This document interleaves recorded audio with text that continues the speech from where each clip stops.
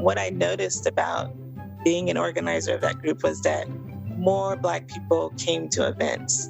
More people wanted to learn about polyamory when they saw me being an organizer. Welcome to Normalizing Non-Monogamy, the podcast where we interview incredible people from across the entire spectrum of non-monogamy to hear their fascinating stories. We always strive to bring guests on the show who have a healthy and positive approach to non-monogamy. However, everyone approaches this a little differently, and at its core, our show is about hearing and learning from different experiences and approaches people have. With that in mind, it's important to remember that the views and opinions expressed by our guests do not necessarily represent those of our own. It's also important to remember that we aren't doctors or therapists and that we produce this show for entertainment purposes only. Please consult a medical professional for anything regarding your health that you might learn about on this show. We should also let you know that this podcast will hopefully include some explicit language. So, if that kind of thing offends you, you should probably keep listening until it no longer does. If you're under 18, we'd suggest finding a different show or gather up your parents and listen as a family. Enjoy! Okay, it's working. Welcome to episode 38, right? Yes, 38. We're Finn and Emma. Every week we're Finn and Emma. Yep. And today we have a fun interview with a woman named Crystal. And she is the... website editor? Yes. I wanted to call it the website design, and that's not right. Website editor for a website called blackandpoly.org. Yeah, we have a great conversation with her about race, about polyamory, and about being on the autism spectrum. So it's a super cool conversation, and we're super excited to get into it. We're not going to ramble a whole lot. We just wanted to say a big thank you to everybody who listened to me at the end of last week's episode and set your home pages to normalizingnonmonogamy.com. Especially on your work computer. Yeah, work computer doesn't matter. Work computer, your kid's computer doesn't really matter. It's just for everybody. Anyway, if you're on our website, since it's your homepage, and you go to the resources page, yeah, you can find links to stdcheck.com, which is an online testing service for STDs. It is fast and easy, as I always say, and it is, you can get... Sometimes you say it's quick and fast easy. I know. Well, it's all of those things. You can get $10 off by using the link on our page. Also, Casti is an online dating service. You can get a free 30-day trial by using the link on our page, or a free 90-day trial if you leave us a review on any podcast platform.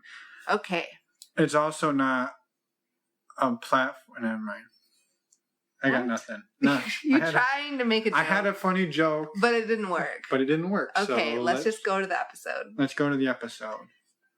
Yeah. Bye, everyone. Bye. Not yet. Not bye. We're not leaving. But we'll be back. Okay. We are leaving. Okay. I have to go make a drink. Let's go.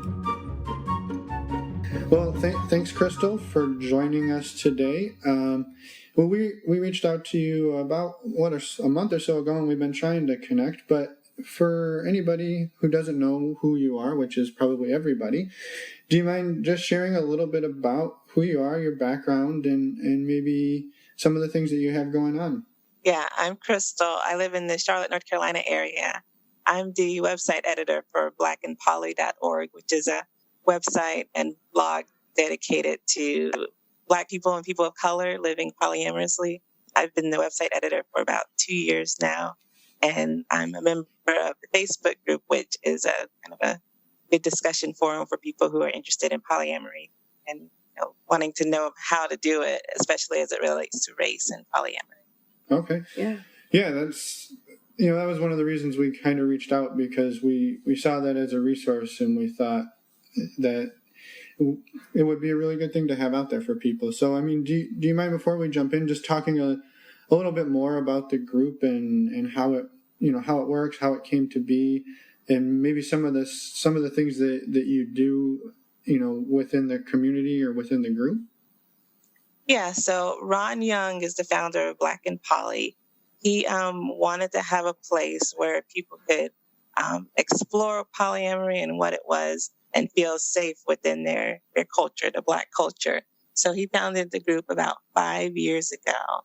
And he also got Kato Cooks, who lives in California, to be part of the founding group of members. And he wanted to create a space for Black people to talk about polyamory as it relates to their culture and the issues that come up, particularly for Black people as they transition to polyamorous relationships. So the group is open to all people.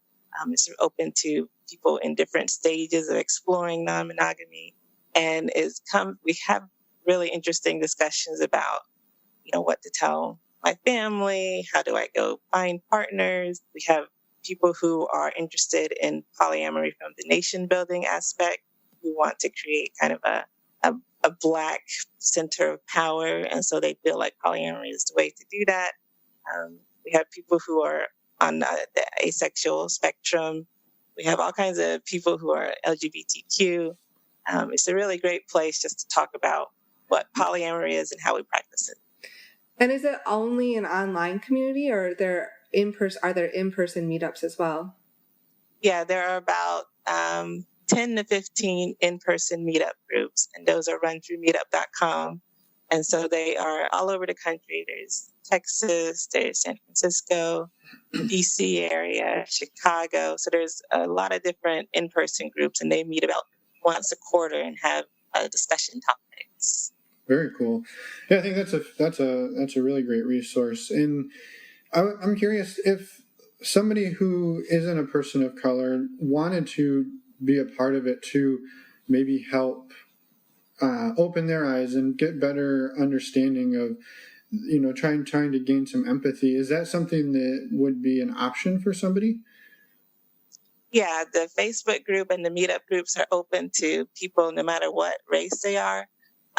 One thing that we're aware of in the Facebook group especially is that some people who are not Black or people of color will come in and just want to learn, how Black people do things or what Black people think. And for me especially, that's kind of uncomfortable, because it's like you're studying us as experiments or just trying to see us as something weird and odd, when really what we do is almost exactly the same as what white people do. So there are some cultural things that you can learn from us by participating in the Facebook group, but you can learn those things just by observing and being around Black people in normal life. Sure.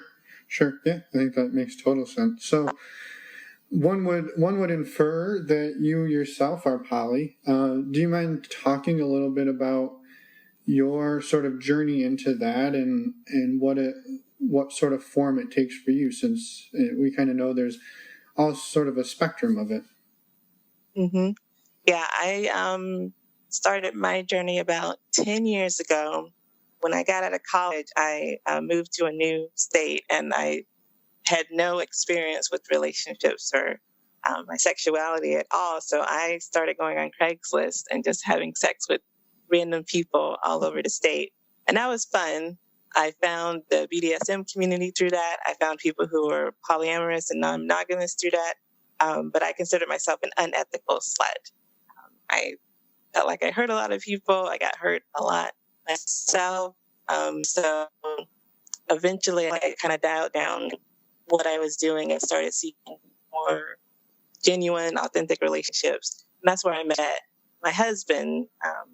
We met through the BDSM community and through this poly clique that was around Indianapolis.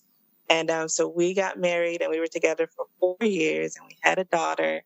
But eventually I decided that I wanted to leave the marriage. It wasn't related to polyamory. We had an open marriage while we were together, but I just didn't want to live with him anymore. So we split up. I moved back down to North Carolina with my daughter. And after that, I became solo poly, which means that I don't plan on cohabitating with anybody. I don't share finances with anybody. I don't share childcare with anybody. I'm just my person, me with my daughter in my house, and I date other people, close to me that I care about. But that can still take on, like, having a primary partner, having long-term partners. It doesn't necessarily mean that you're constantly going on new dates, right? So you're still forming potentially long-term relationships and deep connections. Yeah, I definitely have some long-term relationships. there's some times where I meet somebody and it's just a short-term thing, and I'm okay with that. Yeah, but I have a variety of different types of relationships. Some are sexual, some are kind of romantic, some are just kind of like friends with sex or friends without sex. So I consider all those as part of my polycule relationships that I had. And when you were married, you mentioned you had an open relationship during that time as well. Was that a poly relationship where you both had separate partners, or was it more you dated other people together? It was more we dated other people together. So he had a one penis policy, which means that we only dated women. So we dated together and we looked for women who we would be compatible with. There was one couple that we met and started to talk to, but our marriage was unhealthy for a lot of reasons, and so I felt like us dating was not a healthy way to. We weren't having healthy relationships with other people because we couldn't have a healthy relationship with us. And so one would assume again that if with the one penis policy that you were bisexual, or at least open to exploring that. Was that something that you had explored prior to getting married, and was something that coming into the marriage was something that was a known entity? Yeah, for me, it was definitely something I knew about myself, and I was okay with when we got married, and I was willing to date other women. Okay. Yeah, and so now that you've gone out on the solo poly route, are you open to all sorts of relationships, whether it's men, women, or possibly even somewhere in between? Yeah, so I have 2 partners who are trans, and then I date men and women. So yeah, I consider myself bisexual still, but I guess it would be more accurate to say I'm pansexual. Pansexual, okay, yeah. I think that's something we're hearing a lot more lately, is people gravitating towards that, and I don't know, I think that's really great. Yeah, no, I think so too, and I think it makes a lot of sense. Why put constraints on it when you're attracted to anybody, basically, depending on the person. Mm-hmm. So have you, I guess, what are some of the things that you've learned about yourself through this journey? Like, I know for us, we kind of came together in a monogamous way and then opened our relationship up. But it sounds like almost from the beginning, you were sort of just always in a state of multiple relationships, whether they were long or short term. I guess maybe where did you see models of that growing up, or how did you know that was sort of the way that you wanted to go about it? Well, I have this theory about the Black community, and that's that the Black community has been non-monogamous for a long time, that we're kind of used to non-monogamy. So if you think of like stereotypes about Black people, you have baby daddy. So we have these areas where it's acceptable to have multiple partners. It's acceptable to have a parent who is not, that you're currently not in a relationship with. And it's usually classified under cheating and stepping out on people, but there's this subcurrent of acceptability to it. So when I was growing up, my parents did sleep around on each other, and they argued about it a lot, but it just kept happening, and then they split up. So there was always this idea that it's okay to do this. We just have to pretend like it's not a good thing. So now that I'm an adult and I see my parents' relationships, looking back, I can understand that, they had to fit within this culture that said cheating on people is not right, but they also have needs that they want to get met. Mm-hmm. So it was almost, you feel like they wanted to be non-monogamous, but didn't really have a model or a framework to do it in a healthy way. Yeah, exactly. Okay. And since you've started exploring in a healthier way, is it something you've gone back and discussed with either of them to sort of bring it back and say, hey, this is something that I didn't learn from you, but it's something that I was aware of, and this is a way to do it in a healthy way? Or has it largely just remained something that you keep to yourself? No, they're both aware of how I live, and it's kind of the same tension where they have to say is not acceptable, but I've given the book more than two to my mom and talked to her about it in her own relationships. And I think, they're still kind of uncomfortable with it. But my mom has both my parents have met some of my partners, and they know, the kind of support system that I have and what I do with my life. So I think they both understand that this is what I want to do. I don't think they're ready to apply it to their lives yet, but as long as they're aware of it, I think that's important. So are they still together? No. Okay. But they get along now. Okay. Well, that's a good, right. That's a good thing. Yeah. Yeah. I mean, it's hard coming into, culture in general isn't very supportive of, multiple partners or open style relationship. And it sounds like within the Black community, that's even a stronger, it's a stronger presence there. I guess, do you mind talking a little more about that and maybe what you think is sort of the reasoning behind that? Yeah, so I would take it back to the history of Black people in America. So you have slaves being brought over into the country, and their family relationships are already being torn apart. So mothers are taken from their kids, husband and wives are separated. So you already have this destruction of the core family unit. So you have people living together and they can't choose their relationships. Sometimes the women were not able to even choose, have control over their own bodies. So you have people having children, getting moved around to different parts of the country. And so I think that kind of embedded in Black people in America this idea of finding support, meeting our needs in a way that we can, the best way that we can. So I think that kind of created an openness to the changing nature of relationships, and then also created this kind of shame in that we aren't, standing up to the white ideal of a nuclear family and a healthy marriage that lasts forever. So when you get into the modern times, you have mass incarceration, you have the drug state, you have all these things that have created these forces within the Black community where a lot of people don't have stable relationships. They don't have homes where they can find out what kind of values they want to live.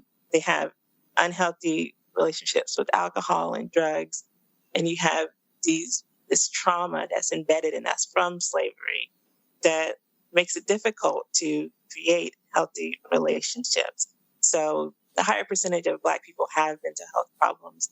And oftentimes that's, they fix it or try to fix it with alcohol or drugs or codependency. So I think that one of the ways that the Black culture has evolved is to create these networks of relationships that kind of get different needs met. So some people have sexual needs, some people have needs for security, emotional safety. So we're getting these needs met through different relationships with people in our community. And because we have this thing called white supremacy surrounding our culture, we have to make it look like it's acceptable or create it or kind of describe it in the framework of, the typical nuclear family and the married couple or the family that is healthy all the time, when oftentimes we don't have a healthy family. We've never had healthy family models to go on. Right. And so I guess the point that you're trying to make there, and correct me if I'm wrong, is that it wasn't as common, or maybe still isn't as common, for people of color to feel that it was acceptable to engage in like an ethical non-monogamous framework because they felt that they so strongly had to conform to what people were thinking that they should be. Yeah, our goal has always been to look white, act white, to be what the white people are being. And there's still a lot of that in Black culture where we have to, be a middle-class family with 2.5 kids and all of that. Yeah. But there's also the recognition that we have our way of doing things. And I think if more people said it's okay that we do it this way, then we would be much healthier. Right. And I guess so maybe, do you mind elaborating it? And I would imagine you see differences within the Black poly community versus the poly community as a whole, and understanding that there's overlap between those two, but what are some of the differences you see or that you've experienced yourself within your past 10 years in that, being in, I guess, because you're in both communities, right? You're in the broader poly community, but you're also in part of sort of this subsector of it. So maybe compare and contrast some of those differences. So I would say the Black poly community is more secretive. So there's a lot of people that I know that I've talked to or that I've had relationships with, and they're not willing to be open about their non-monogamy to their family or to people they work with or their other relationships. Whereas non-monogamy now is becoming mainstream enough that there are white people who are willing to be open about it and to advocate for it. And the Black community, the Black poly community is just not there yet. Another difference is that a lot of Black people become non-monogamous or enter polyamory as a way of nation building, like I said before. So those people feel like because we've been subjugated to white supremacy for so long, the only way to empower Black people is to create a place where there are more Black people and we have control of the economy and our housing and money, and that we can have some kind of economic power. And the way to do that is by marrying people and having more kids. The problem with that is that it's usually rooted in misogyny and a lot of homophobia. So we have a lot of people in the Black polyamorous community who are not interested in relationships that involve LGBTQ people, unless it's a woman with another woman. They want to have a lot of women, like families with a lot of women, but not a lot of men. They have a lot of closed relationships. So there's this whole ideology in the Black poly community that just doesn't exist in the white community. So that's really interesting to deal with and to talk to people about, because there's a lot of misogyny and it just isn't healthy or right to me. Yeah, it's almost more conservative than you would think. Yeah, definitely very conservative. So you mentioned at the top that you have a couple of trans partners. You're openly bisexual. It sounds like you're breaking a lot of those stereotypes yourself. Do you mind talking about how that kind of came to be for you? Because I imagine that's not easy to go against the grain of everything that's happening around you, but yeah, it sounds like you're doing it and doing it somewhat successfully. Yeah, so I'm not sure when I decided to be out about polyamory, but several years ago, I became an organizer of the Charlotte Poly Network, which is our local meetup group, and that has a lot of visibility to the poly community, but also it's on meetup.com, so everybody sees your face. What I noticed about being an organizer of that group was that more Black people came to events. More people wanted to learn about polyamory when they saw me being an organizer. So the other, the main organizer was this old white guy, and, he already had a group of people who knew about polyamory or practicing non-monogamy and were willing to come out. So there's this people who are already just willing to be there. But when you have somebody who looks different, who is maybe from a different background, the numbers in Charlotte Poly Network increased. And there was a lot more interest from younger people, from people who were from different parts of the state, and people of color. So I saw it as a positive thing. And so yeah, definitely. What I always wanted to do was to help other people understand that it's okay to do this and to live it ethically. So I would lead the Poly 101 discussions, and I was always really open about my life story and about the mistakes that I'd made and about the things that I'd wish I'd known when I started this journey. So I feel like my role is to help people understand. So that's what I do at Black and Poly. I create blogs and I get contributors who can tell their story and talk about what it's like to be polyamorous so that people coming in won't make the same mistakes.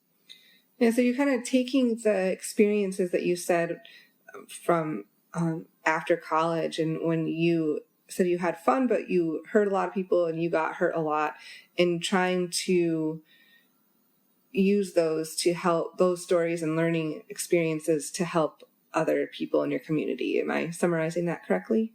Yeah, that's definitely true. And then by meeting people in the community and talking to them, I've started to get this whole dictionary, a thesaurus of other experiences so that I can create kind of this knowledge base about polyamory.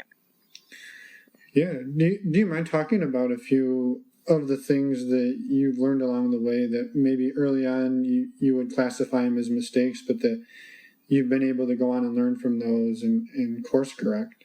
Yeah, one very common thing is about couples who start polyamorous journeys or who start out non-monogamous and continue to be a couple. So, you've heard of couples privilege, unicorn hunting. So I was on both sides of it because when I was single, I was a unicorn to a couple. And then when I was married, we were looking for single women.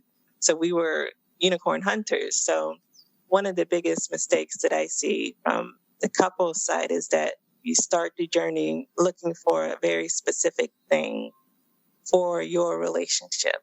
And that usually comes in, well, we want a woman who the woman can explore bisexuality and we can have fun having sex. And that's fine, but there's also these unspoken expectations about, well, this third woman won't date anyone else. She's going to come live with us, or she's going to be a part of our lives, but we won't acknowledge her to our wider families and friends. We're going to give her kind of a secondary position where she is not a contributor to the household finances, that she doesn't make decisions about childcare. And then if one of the other partners gets jealous, in the married couple, she can be disposed of. This third person is not that important that our marriage can't be, our marriage has to be kept together because I don't know why. So that's one of the biggest things that I see. Yeah, no, she sort of becomes like something like someone that belongs to them, and then when they feel it's convenient, they'll have her around. When it's not convenient, she's gone.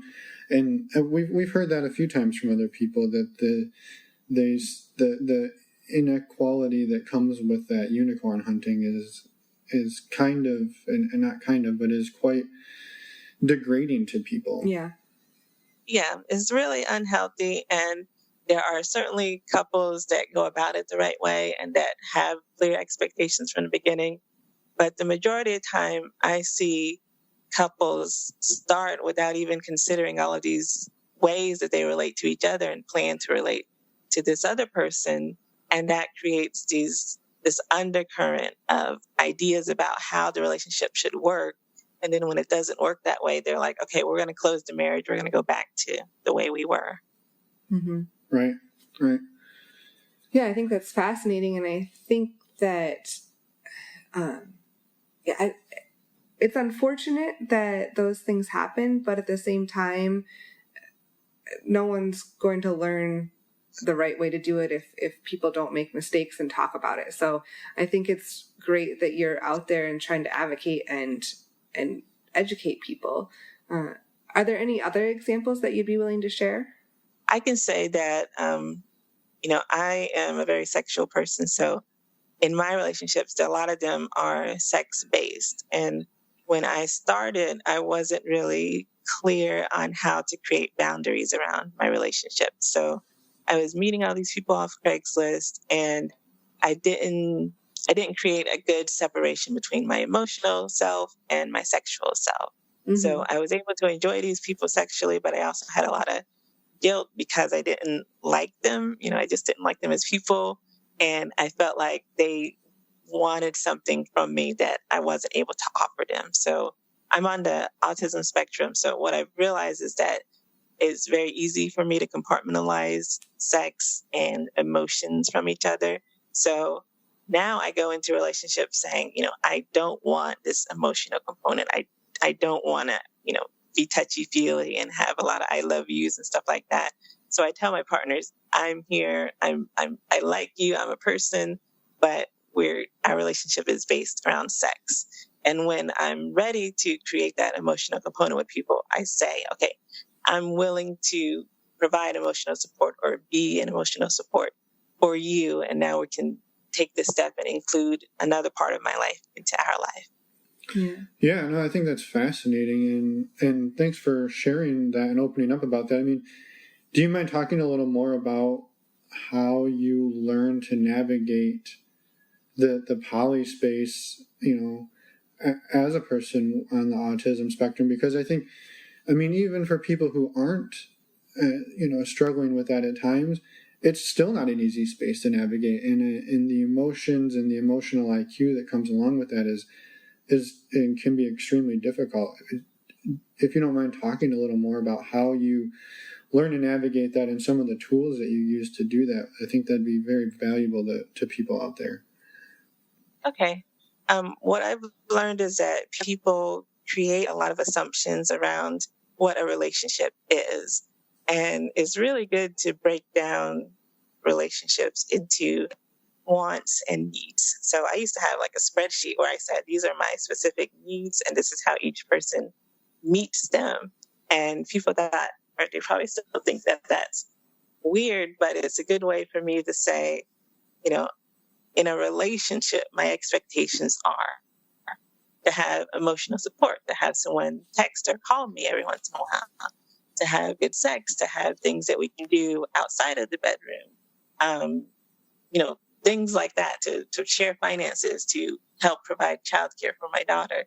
Those are things that we come into relationships with, especially if it's a traditional monogamous relationship. We say our relationship is going to have all of these things in it, but we never explicitly say that's what a relationship is. And so when people start relationships with people, they may have all these expectations that are unspoken, and then they get unhappy with the relationship because they have needs and expectations that aren't being met. That happens a lot with couples that do start exploring non-monogamy because they say, well, I'm not getting something, so maybe somebody else can provide it. And that's really common, but it's also not a good way to start relationships. But as far as being on the spectrum, what I do is I'm very upfront with people, and I'm very blunt with people about what I want and what I want specifically from them. And so that often creates this resistance because, I meet somebody and, that first meeting, I say, okay, I want to have sex with you. And they're like, well, how do you know you want to have sex with me? You don't have any connection to me. And I'm like, I have this chemistry that I want to explore. So that is often the most difficult thing that I run into. But it's also helpful to not have a lot of attachment to people's responses. So I'm willing to say to somebody, hey, this is what I'm feeling about you. This is what I'm thinking in this moment.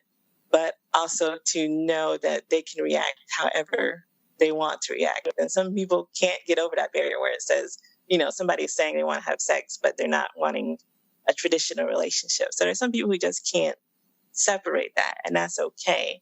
So for me, it's being able to be honest with people, but also recognizing that I can't always provide what they want from me. Right. Well, I think that the bluntness is something that people across all of the non-monogamous worlds, whether it's swinging or poly or anything else, like that's a very useful tool to have, is, laying out there what you're looking for. And then the other person can then decide whether that's something that they're interested in continuing the conversation, or if they're like, hey, that's way too much for me right now. But then it gets the cards out there and lets them make the decision, and you're not leading people on and creating like a mystery around it. Yeah, I think that's extremely important. And I also think that your point about being willing to accept whatever their response is super important, even though it's very difficult. Like you don't want to be shut down or rejected. Rejected because of what you say, but at the same time you have to put out there what you want so that it's fair to both people or all people. Yeah. So you mentioned earlier that you have a daughter and you're living together. Is the poly side of things something that you're open with her about and have discussed with her? Or is it something that for now you're trying to sort of keep it separate? Now, I've always been open with her about my relationships. She is 7 and she also has autism. So at some level, she doesn't really care about what's going on outside of her world. But, I've explained to her that I love different people. She's met some of my partners and she knows that they're all people that I interact with. She knows that sometimes I want to be with those people alone instead of with her and those people. We've been on trips with some of my partners. So from her perspective, it's just normal. It's normal life, Mom has other friends and people come over and we go places. It's just life to her. So when she gets older, we'll have the space to say, what is this and how do I practice it? And, do I want this for me when I get older? Right. There's plenty of space for that. But the important thing is to be open about it and to not feel, not make her feel like it's a shameful thing or something that she should keep as a family secret. Yeah, I think that's the key, is that she is okay. Doesn't have to keep it a secret. And I'm assuming there was a transition for her though when you separated from her dad, and she had to understand that relationship dynamic, I guess, was changing.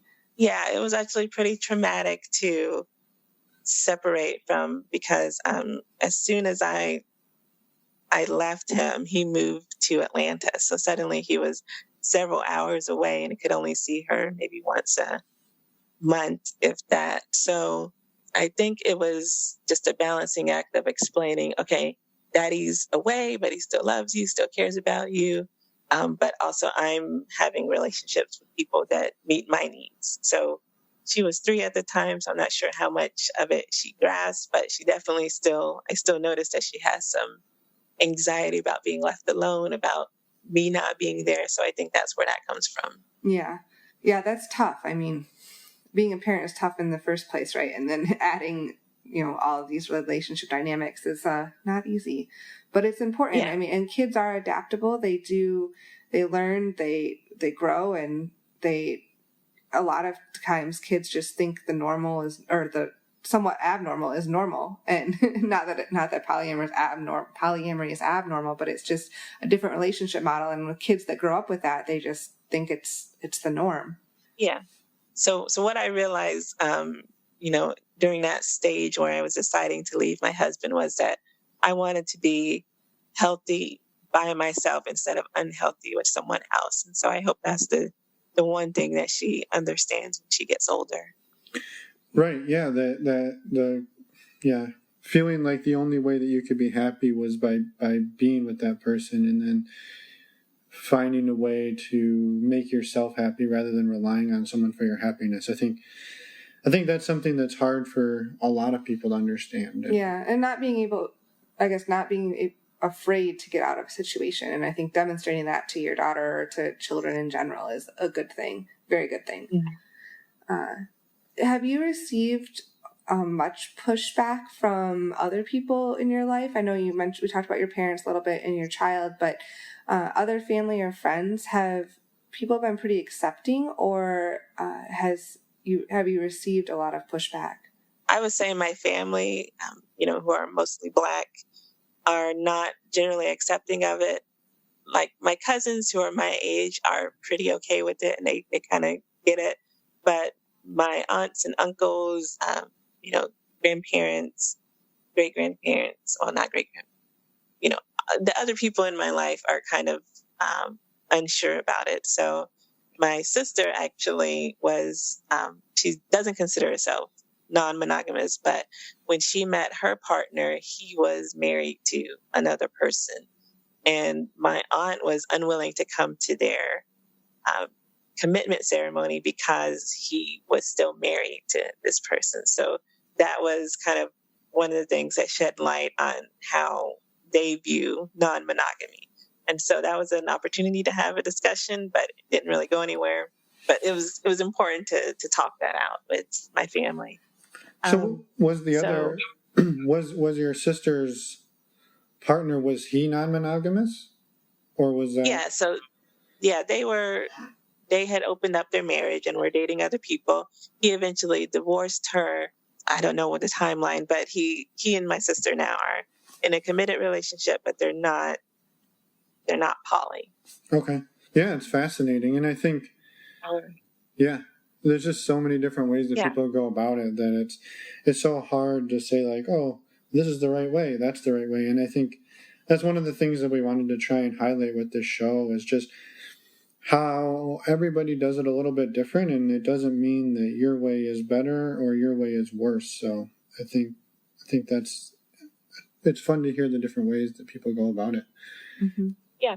So within the community, I guess, do you see a lot of different models, I guess, in the Black poly community, or does it seem to be very homogenous because of this sort of the framework that you've talked about earlier, or are you starting to see people opening up to new ways of approaching it that maybe 5 years ago or 10 years ago they hadn't been? Yeah, I would say for Black and queer people, that's LGBTQ people, they are a lot more open to different ways of doing non-monogamy. So you'll see LGBTQ people who are less focused on traditional, polyamory, like triads or quads or, Vs. So they do more relationship anarchy, where they have relationships that are kind of defined on each individual's terms. So I see a lot of the queer community embracing that. The more heterosexual Black community is still kind of traditional in that usually it's a couple looking to date a third person, or it's a woman who's going to date people on her own. Yeah, I would say in the Charlotte area, there's not a lot of difference between the Black poly community and the regular poly community. There's still that kind of traditional way of doing polyamory, whether it's, usually it's couples. There's also a big swinger community here, and I see a lot less diversity in that community. But that just may be that I don't know a lot of Black swingers. Mm-hmm. So is that something that you have tried or considered trying? Is going, I guess, the more traditional swinger route? No, it's never been very interesting to me. I've been to play parties or sex parties, but the whole structure of swinging has never been something I wanted to really get into. Yeah. Do you see much blending between the two in Charlotte, or do they largely remain separate entities? They're usually very different. Like the Charlotte Poly Network is probably the biggest polyamory group in the region, and there's some overlap in members. There are lots of people who are swingers who join the meetup group, and then there are people who are just polyamorous. But usually what I see is that the swingers are more interested in sexual relationships, or, finding a woman to date individually instead of, finding a woman who's polyamorous and dating them. Okay. Yeah. Right. I guess for yourself, do you mind talking a little bit about what you see moving forward then? Like, do you think you'll consider consider keeping the same sort of relationship strategy that you have with the solo poly and multiple different partners, or do you see it changing and morphing over time? Or maybe a better question, have you seen it change and morph over the last 5 years or the last 10 years as you've learned more and gotten more experience? Yeah, so I'm almost 5 years away from divorcing my husband, and I've noticed that at the beginning I was not interested in a lot of romantic relationships. I definitely had that mindset of I'm just going to get my needs met, and not a lot of my needs were for emotional support. So over time, I've created more romantic relationships with some of my partners that at first felt awkward to me. It felt awkward saying I love you, or, calling them, because I hate talking on the phone. But now I've become, I've become more accepting of, this person loves me and wants to show their love in this way. So I'm okay with that now. I still don't seek out romantic relationships, but I'm willing for those relationships that I currently have, for those to turn into more romantic relationships. I don't see myself changing as far as like being solo poly. I don't think I'll ever move in with somebody. I don't think I'll ever marry or find another co-parent. I just see that I'll continue meeting people and exploring relationships with them and seeing how we fit together as far as our needs and wants. Yeah. I think that's a really good approach. I mean, you never know what will happen, right? And yeah, if it's working, right, why mess with it? Right? So, if someone wanted to, I guess, get involved with the Black Poly Network, or where do you suggest that they start if they had questions or if they wanted to learn more? So they can go to blackandpoly.org. That's blackandpoly.org. And this website has a lot of blog articles that are geared toward new people transitioning into non-monogamy. So it has a short article about the difference between swinging and polyamory and open relationships. It talks about couples specifically as far as what to do if you're a couple and you want to have more relationships. It talks about how to convince a partner. The short answer is you can't convince a partner. Yeah. Try polyamory. It talks about cheating. It talks about how to create boundaries. It talks about jealousy. So there are a lot of websites there that you can see, how people do polyamory from a Black perspective. It's a lot of one-on-one stuff. And then there's also the link to all the meetups that are in different areas. So you can see where the meetups are actually happening in the country. And then there's a link to the Facebook group. So you can join the Facebook group. It has over 5,000 members. And there's always very interesting discussions going on about polyamory and life in general. And then, of course, there's morethan2.com, which is like, the Bible of polyamory. So that book has, has a lot of things that I wish I had known when I started. So I think that's a really good starting point for anybody who's looking into non-monogamy about what to do and what not to do, and all these terms and definitions and history. So there's a lot of interesting stuff in that book for people. Yeah, right. Awesome. Well, thank you for those resources, and thank you for sharing. I mean, a lot of the stuff you shared was not easy to talk about, and it was some raw conversation. So we really, really, really appreciate that and being willing to come on. Before we let you go, is there anything that we didn't ask or didn't come up that you want to make sure you get off your chest and get out there to anybody listening?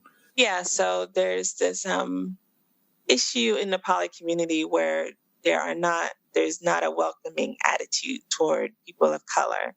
And it's not intentional, it's just part of the way that the white community has existed, in that there are these spaces that are majority white, and when a Black person comes in, they're expected to conform to the social norms of that space. And so a lot of times that's uncomfortable for Black people, and we're used to it, so we don't talk about it a lot, but it's not the best way to enter a community. So Kevin Patterson wrote the book Love's Not Colorblind, and he talks a lot about the Black community in white spaces and how white people can be more accepting, accommodating, welcoming to Black people and people of color. So I think it's useful for people to think about their implicit bias, think about their privilege, and how that comes across to people in majority white spaces and what they can do to create a more welcoming atmosphere for people. Yeah, no, I think that's a good resource. And we've had it come up on some interviews. Actually, one of the interviews we've done that hasn't been released yet. It has by the time that this one was released, but not at the time of recording. But so that was a confusing sentence. But anyway, so yeah, thank you for bringing that up. And I think when I asked the question really early on about white people or people of different races joining the Black and Poly website, it was around that exact reason, or reasoning was to be able to interact and find ways to be more welcoming, not to sit there in the shadows and try to study and observe, but to interact and say, like, how how can we be more open and be more welcoming and be more interactive? And I think that was sort of what I was wondering, if that's a space that if somebody comes in there and is trying to interact, is that something they're gonna be okay? No one's gonna like kick them out and say you're not welcome here. It sounds like, based on what you said, that's true. Yeah, it's kind of two different conversations. Is how do Black people navigate polyamory and non-monogamy? And then how do white people create more welcoming spaces? And so I've seen this discussion for the second one in a lot more places than just in the polyamorous community. Yeah. So there's a lot to be learned just interacting around anti-racism and bias that you can learn without specifically looking at the polyamorous community. I think the Black and Poly group is more geared toward how do people navigate polyamory. So I don't think somebody observing or somebody participating in a conversation would necessarily get an idea of what Black people need to be to feel more welcome. So I think unless they ask that question specifically, they're not going to get a good idea about it. And then if they do ask that question, they may get a lot of questioning about, why is this important to you? Why are you asking it in this space? Because it's become a space where people can talk about what they're doing, not about what other people should do. Okay. Yeah, and I think that's totally fair. And maybe then the trick is finding those resources, and it sounds like Love Is Not Colorblind is a good place to start. And maybe we could do a follow-up conversation either with yourself or if you know of somebody else that would be interested in having that conversation with us about what can we do as people who aren't part of that community to be more welcoming to that community, whether it's on the poly side, whether it's on the swinging side, or in greater life in general. In general, yeah. Yeah, definitely. Yeah, that's the conversation that I've had with church groups. I've had with the intentional community movement. So yeah, I'm willing to have that conversation. Perfect. Well, if we weren't getting kicked out of our hotel room very short, we would probably try to have that conversation. But maybe that one sounds like it could probably go on a while, and maybe we will have to have a part 2 if you would be willing to at some point. Yeah, definitely. Awesome. Well, thank you again for your time and for talking with us and for sharing everything with us. We greatly appreciate it. Yeah, I think your story is definitely, a little bit different than some of the other stories we've had in the podcast, and that's exactly what we want. We want a wide variety of people. So thank you again for your time. Yeah, no problem. It was fun. Awesome. Well, have a wonderful Sunday, and we will be in touch for sure. All right. Thank you. Thanks. Okay. Bye-bye. Bye. That was a good drink I made. I don't even know what you made. I didn't make anything. Imaginary drink? If I drank this time of night, I'd be up peeing until 3 a.m. I know. Okay. Anyway. Good talk. Yeah. Good talk. Thanks, Crystal. We had a really great time talking to you. As always, we love talking to all of our guests, actually. But yeah, and sounds like we got ourselves a little sequel in the works. Yeah. So excited for that. Excited to have everybody on, and excited for next week.